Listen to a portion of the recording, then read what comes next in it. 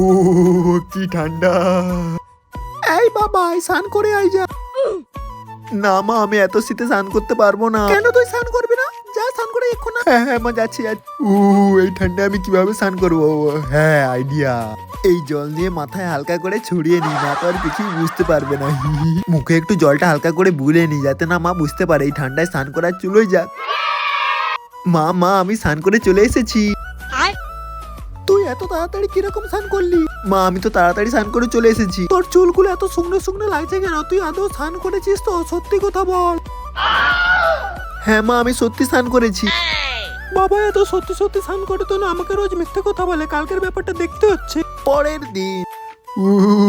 এই ঠান্ডায় কি রোজ স্নান করা যায়? এই ঠান্ডায় কি রোজ স্নান করা খুবই মুশকিল বাবা, আমি স্নান করতে পারবো নি। মা এই ঠান্ডায় শুধু বলে স্নান কর আর স্নান কর, স্নান করে কত লোক মানুষ হয়েছে।